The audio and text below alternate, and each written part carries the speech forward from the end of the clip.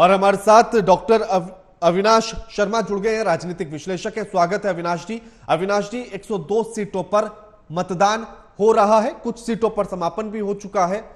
इन 102 सीटों का अगर पूरा आंकड़ा देखा जाए तो पिछली बार लगभग 40 सीटें थी जो बीजेपी के खाते में थी, 15 सीटों पर कांग्रेस थी। इस बार क्या कहते हैं कि आंकड़ा बढ़ेगा बीजेपी का? निश्चित तौर पर हाँ कहना चाहूंगा केके जी आपको जी कि ने क्योंकि भारतीय जनता पार्टी ने 400 पार का नारा दिया है, जबकि संख्या बल जो चाहिए सदन में वो 273 का है, ठीक है। लेकिन भारतीय जनता पार्टी ने इन सबको पीछे छोड़ते हुए 400 पार नारा, कहीं ना कहीं अगर आप ये देखें कि इस बार कैंडिडेट का तो कहीं कोई नाम है, कैंडिडेट भारतीय जनता पार्टी के उनका कहीं कोई नाम और ऐसा कुछ ही नहीं है। सबकी जबान एक ही नाम है, इस बार वोट मोदी को, इस बार वोट मोदी को। तो मोदी के अलावा कोई दूसरा भारतीय जनता पार्टी ने कोई रखा ही नहीं, ना तो कैंडिडेट का ना मतलब, ना कोई मुद्दों का मतलब, सिर्फ मोदी के नाम पर भारतीय जनता पार्टी ने वोट की अपील की है। तो कहीं ना कहीं देश, क्योंकि हर चाहे यूपी हो, चाहे मध्य प्रदेश, चाहे राजस्थान हो, तो निश्चित तौर पर कहा जा सकता है कि सबके स्थानीय मुद्दे अलग अलग हो सकते हैं, राजस्थान के अलग, देश के अलग, यूपी के अलग, लेकिन राष्ट्रीय मुद्दों की जाकर जब बात आती है तो राष्ट्रीय मुद्दों को देखते हुए, चाहे वो धारा 370 की बात हो, चाहे वो राम मंदिर की बात हो, चाहे वो G20 जो इन्होंने सम्मेलन करवाया था पूरे देश में, या भारत की साख को बढ़ाने की बात हो, तो कहीं ना कहीं जनमान में वो सारी चीजें रहती है। राष्ट्रीय मुद्दे हावी रहते हैं। जी बिल्कुल। लेकिन अविनाश जी, जैसे मैं जनता के बीच में गया, भी कई लोकसभा सीटें मैंने कवर की थी जो इस 102 में सम्मिलित हैं, वहां जनता का यह भी कहना था कि तमाम ऐसे मुद्दे हैं जिन पर काम ही नहीं हुआ है, जिनमें से सबसे ज्यादा बेरोजगारी और महंगाई का मुद्दा गरमाया हुआ नजर आया। तो क्या इसका असर भी इस वोटिंग पर पड़ेगा? जी बिल्कुल पड़ेगा। आपने एक मुद्दा अभी छोड़ा है, जैसे कभी बड़ी है, इसमें कोई शक नहीं है, क्योंकि आप ये समझने का प्रयास आम जनता करना, डिजिटलाइजेशन होता है कहीं, जब सुविधाएं बढ़ती है तो कहीं ना कहीं बेरोजगारी के अनुपात में, और अभी हमारा जो भारत का सेंसस भी अगर आप देखेंगे, अब हम वर्ल्ड में भी नंबर 1 है, पहले चाइना था, अब हम में भी नंबर 1 है। तो इसको भी हमें एक समझने का प्रयास करना पड़ेगा। कहीं ना कहीं थोड़ा बहुत कुछ सीटों पर इसका प्रभाव रहेगा। बिल्कुल। लेकिन जैसे मैं किसानों के बीच में भी गया तो किसानों ने यह कहा कि आवारा पशु को लेकर उनके सामने सबसे बड़ी समस्या रही, जिसका निदान उनको नहीं मिला।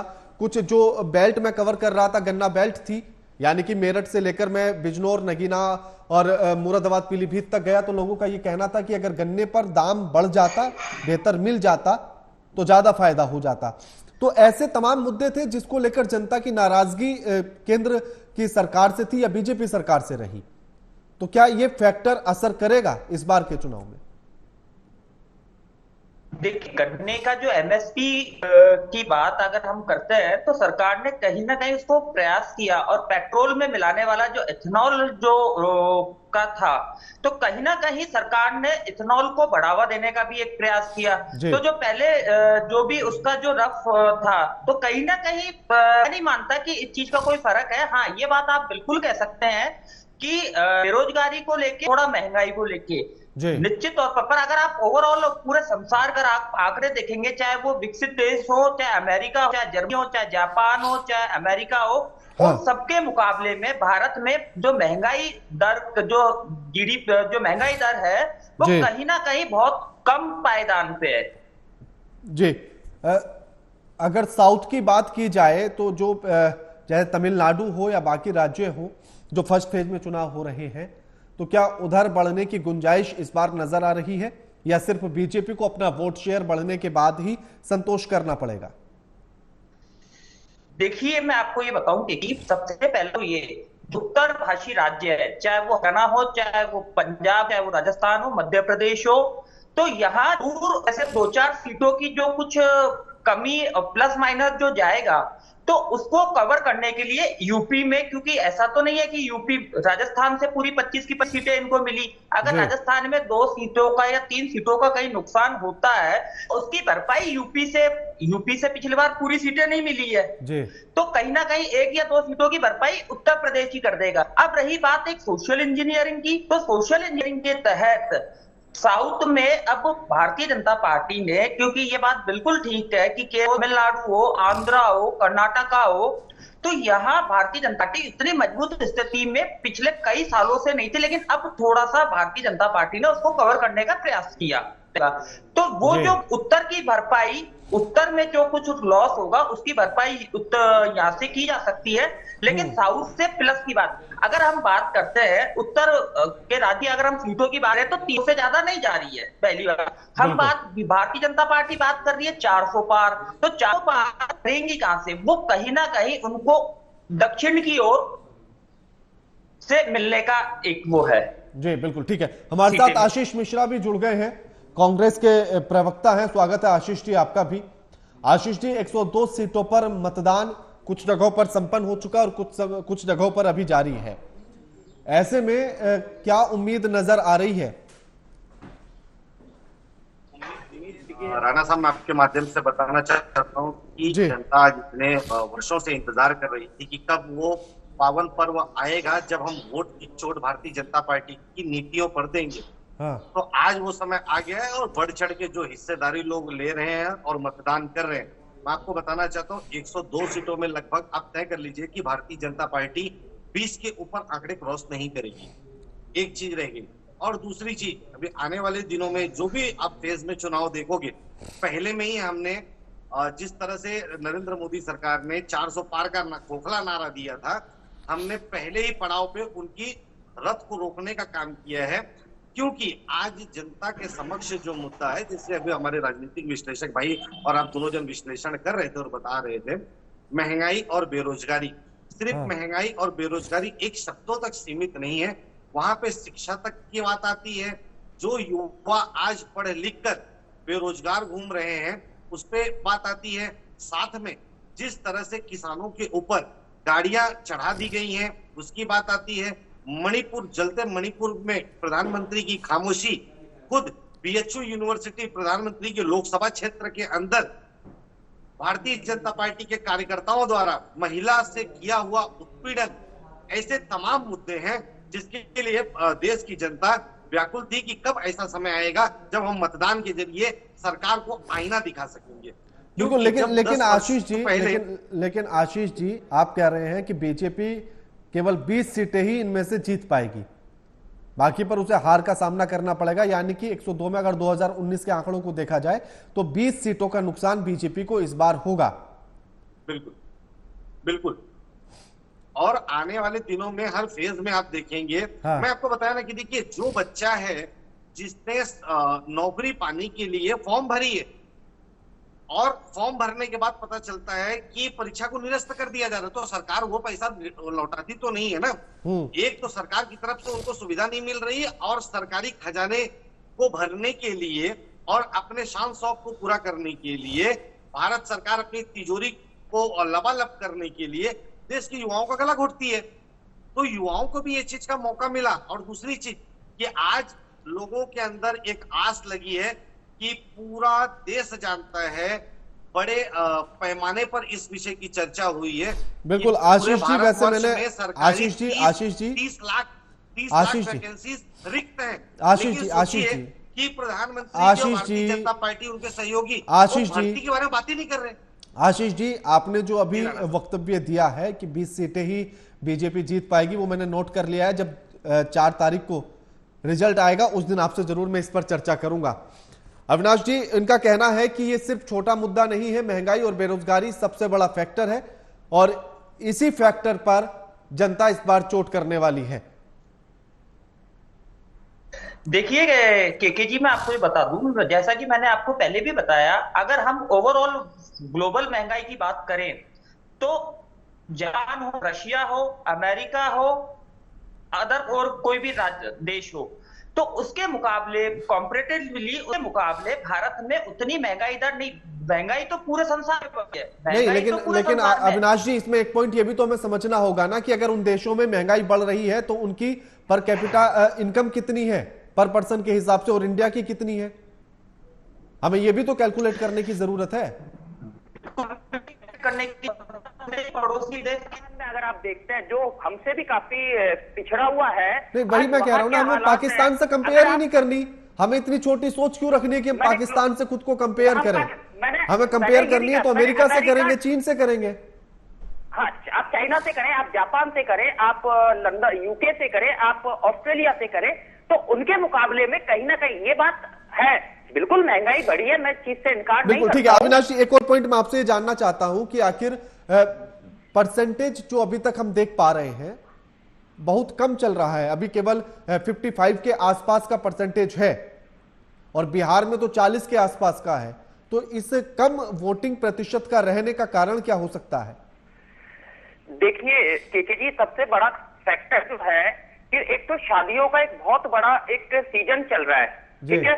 पहला सबसे बड़ा रीजन तो शादियों का है, क्योंकि कल के जो शादियां थी कल की और आज की भी बहुत शादियां हैं, तो सबसे बड़ा फैक्टर तो ये रहा।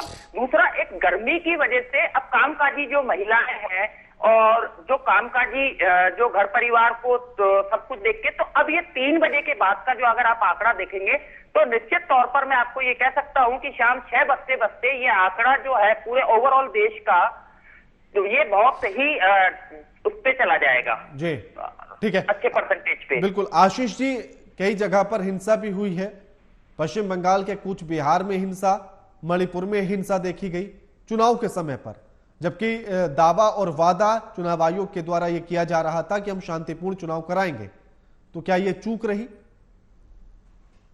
बिल्कुल, देखिए राणा साहब की हम एक ही चीज चाहते हैं कि, और हमारी सोच ऐसी है, किसी भी प्रकार की हिंसा का कभी कोई समर्थन ना हो।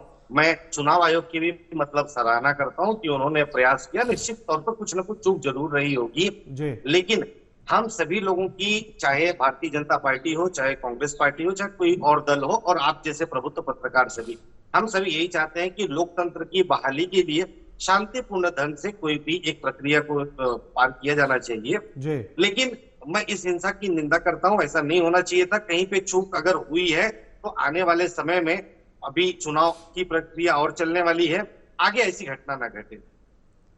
बिल्कुल। आखिर जो परसेंटेज कम रहा, इसका फायदा मिलेगा या नुकसान होगा इंडिया गठबंधन को? देखिए, मैं आपको एक चीज बताता हूं कि राणा साहब, आप माने या न माने जी, देश की जनता है ना, वास्तव में यदि देखा जाए, नेताओं के ऊपर से उनका विश्वास ना उठता गया है। हाँ। जो दल बदल यहां से वहां होते रहते हैं, इस पार्टी से उस पार्टी, उस पार्टी से इस पार्टी, तो जनता को भी ऐसा लगने लग गया है कि मतलब ये तो चोर चोर मौसेरे भाई है जी। तो कहीं ना कहीं ना, जो कहा जाता है ना कि देखिए देश के लोकतंत्र खतरे में है, तो उसका कारण यही है कि अगर जो देश चलाते हैं, जो नेता जिनकी नीतियों से देश चलता है, अगर वो इस तरह की ओछी हरकतें करते रहेंगे, तो राणा साहब आप समझिए कि जिस देश का गुणगान और जिस संविधान की कद्र और जिस संविधान की तारीफ विश्व पटल पर की जाती है, हमारे नेताओं ने भारत देश को किस तरफ ले जाने का प्रयास किया है। ठीक है, केसी जैन साहब हमारे साथ जुड़ गए हैं, प्रवक्ता हैं बीजेपी से, आपका भी स्वागत है केसी जैन साहब। केसी जैन जी, आशीष जी का यह कहना है कि जो वोट परसेंटेज कम हो रहा है इस बार, जो देखा जा रहा है अभी तक के आंकड़ों के हिसाब से, उसका मेन कारण यह भी है कि जो दल बदल कर नेता गए हैं, तो जनता के बीच में मैसेज ये जा रहा है कि चोर चोर मौसेरे भाई की कहानी साबित हो रही है। नहीं, देखिए, तो पहली बात तो ये है कि एक विकल्प रहता है नोटा का। तो अगर जनता वोट के लिए जा रही है या उसको लगता है कोई विकल्प सही नहीं है, तो नोटा का भी बटन दबा सकती है। लेकिन यहाँ पे समस्या ये है कि पहली बात तो अभी तमाम जगहों पे वोट पोल हो रहा है, जो लोग लाइन में लगे हैं, टाइम पूरा हो गया लेकिन अभी भी वोट हो रहा है। दूसरी बात ये है कि मौसम का बहुत बड़ा असर है, लेकिन पिछली बार का भी बहुत ज्यादा जगहों का डिफरेंस तो बहुत ज्यादा नहीं है, पिछली बार के जैसा ही दिखाई दे रहा है वोटिंग। लेकिन आप ये जान लीजिए कि जिस प्रकार से जो गठबंधन ने जो कवायद की और भारतीय जनता पार्टी और एनडीए के सामने विकल्प के रूप में अपने आप को प्रस्तुत करने का जो प्रयास किया, वो उनका प्रयास बिल्कुल एक तरीके से जो है झूठा साबित हुआ है और जनता ने उसको स्वीकार नहीं किया। पहली बात तो है कि जो राष्ट्रीय मुद्दे हैं उनपे विपक्ष पूर्ण रूप से फेल हुआ है। धारा 370 को लेकर के जिस प्रकार से विपक्ष मुखर होकर के सामने आया कि नहीं, हम धारा 370 अगर वापस आ गए तो हम धारा 370 को लागू करेंगे, साफ से हटाया। यानी कि भारत देश को जोड़ने के बजाय तोड़ने का काम जिस प्रकार से कांग्रेस। तो क्या महंगाई बेरोजगारी भी राष्ट्रीय मुद्दा रहेगी या नहीं केसी जैन साहब? नहीं, देखिए जहां तक बेरोजगारी का बार बार प्रश्न है, जो इनके घटक दल है या स्वयं कांग्रेस है, इन्होंने कितने रोजगार दे दिए? क्या बेरोजगारी इधर नहीं, उन्होंने कितने दे दिए तो मैं सवाल ही नहीं कर रहा, उनसे कंपेयर करने की जरूरत ही नहीं है। नहीं, मौजूदा समय में आपकी सरकार है तो सवाल आप ही से होगा। लोगों को नौकरियां दे दी और रिटायर होकर घर बैठे हैं, उनकी 30 लाख वैकेंसी खाली है। कंपेयर ही तो होगा कि अगर वो आएंगे तो कैसे रोजगार देंगे, या उन्होंने अब तक कितने रोजगार नहीं सकते हो। उत्तर प्रदेश में विश्वास है, अखिलेश यादव जी सवाल उठाते हैं कि बेरोजगारी है, उसके कार्यकाल में मात्र 2.5 लाख नौकरियां दी गई, जबकि योगी जी के पिछले कार्यकाल में 5.5 लाख नौकरियां दी गई। और फिर अगर इतना ही रोजगार था तो बीटेक, एमटेक, एलएलबी, एलएलएम और पीएचडी किए हुए लोगों को 500 रुपए महीना बेरोजगारी भत्ता अखिलेश यादव क्यों दे रहे थे? अगर रोजगार दे रहे में इतना सक्षम थे तो आप नहीं, केसी जैन साहब, मेरा सवाल तो पिछली सरकारों को लेकर है ही नहीं, मेरा तो मौजूदा सरकार को लेकर है। ऊपर मेहरबानी नहीं करती है। मोदी जी की सरकार ने जो काम किया है उसी का परिणाम रहा कि जनता ने इस बार फिर से 2019 में चुना और हम जनता की अदालत में गए। जनता तय करेगी कि वास्तव में स्टार्टअप के द्वारा और स्किल डेवलपमेंट के द्वारा लोगों को रोजगार मिले कि नहीं मिले। केसी जैन साहब, कई जगह पर तो लोगों ने बहिष्कार कर दिया है चुनाव का, क्योंकि उनके गांव में सड़कें नहीं बनी है।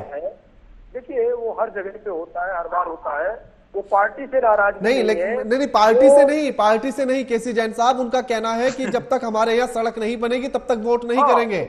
अगर आप कहते हैं कि सड़क आपने गांव-गांव तक पहुंचा दी है तो वो कैसे छूट गए? जैन साहब को बताइए, कई गांव ऐसे हैं जहां पे भारतीय जनता पार्टी को गांव में घुसना वर्जित है, ऐसे बैनर लगाए गए हैं। कई जगह ऐसे हैं जहां पे भारतीय जनता पार्टी के प्रत्याशियों एक एक करके बात करेंगे, एक एक करके बात करेंगे। जी, अपनी बात रखो, मैं जैसे सुन रहा था सबको, मैंने किसी को इंटरप्ट नहीं किया। जी। देखिए, पहली बात तो ये है कि जो नेशनल हाईवे है वो बनाने का काम केंद्र सरकार है और उसके बाद में प्रदेश सरकार का काम है, और जो ग्रामीण स्तर की सड़कें हैं या फिर जो ब्लॉक स्तर की सड़कें हैं उसका जो काम है वो ब्लॉक के अधिकारी करते हैं, ब्लॉक के पदाधिकारी करते हैं, जिले के पदाधिकारी करते हैं। तो जिला पंचायत अध्यक्ष किस लिए होता है? विधायक गांव की भी तमाम सड़कें हैं जो केंद्र के अंडर में आती हैं। अटल बिहारी वाजपेयी ने भी बनवाई थी सड़कें गांव की। नहीं तो ग्राम विकास के अंतर्गत जो सड़कें बन रही है, देखिए कितनी अच्छी सड़कें बन रही है वहां पर। मैं भी तो वही कह रहा हूं ना कि जो लोग इस बार चुनाव का बहिष्कार करके बैठे हैं उनका भी तो यही कहना है कि हमें सरकार ने सड़क तक मुहैया नहीं कराई। देखिए, ऐसा है कि वो तो वही बात हो गई कि पहले मात्र 13 करोड़ लोगों को गैस सिलेंडर उपलब्ध था, आज 35 करोड़ महिलाओं को गैस सिलेंडर। ठीक है अविनाश जी, ठीक है केसी जैन साहब, ठीक है अविनाश जी, जो लोग बहिष्कार कर रहे हैं तो क्या सच में उनके पास तक विकास नहीं पहुंचा है? अविनाश जी,